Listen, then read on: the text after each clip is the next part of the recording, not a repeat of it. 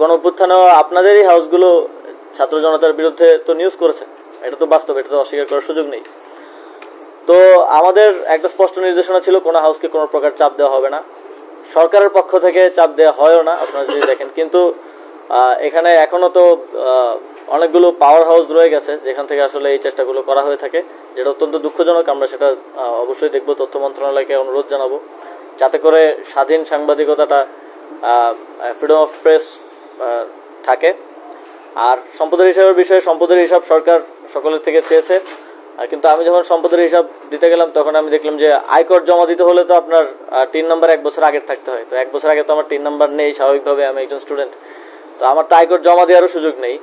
তো আমি আমার 3 নাম্বার করেছি, আশা করি আগামী বছর আয়কর যখন জমা দিব তখন আমি সরকারকে অফিসিয়ালি যেই সম্পদের হিসাবটা সেটা দিতে পারবো। আর আনঅফিসিয়ালি আমার ব্যাংক অ্যাকাউন্ট থেকে শুরু করে যে হিসাব আছে সেটাও আপনারা, আমি চিন্তা করেছি যে দায়িত্ব থেকে যাওয়ার পরে হিসাবটা দিব, কিন্তু চাইলে এখনো দিতে পারি, নো ইস্যুস।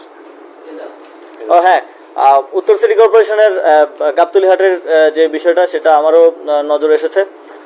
উত্তর সিটি কর্পোরেশন থেকে যেই জবাবটা দেওয়া হয়েছে সেটা হচ্ছে যারা করেছেন, আবেদন করেছিলেন, সেখানে 1, 2, 3 যারা হয়েছেন সেখানে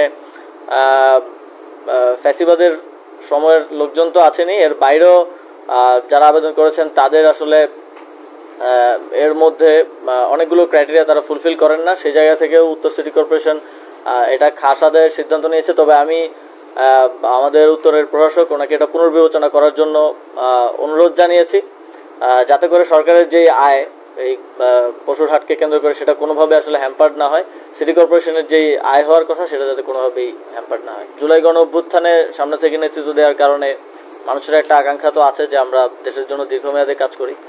তবে কোন রাজনৈতিক দলে আসলে যুক্ত হব সেটা তো এখনই আসলে সিদ্ধান্ত নেওয়ার সময় হয়নি, কিংবা কখন যুক্ত হব সেটাও এখনও আসলে অনেকটাই আনসার্টেইন।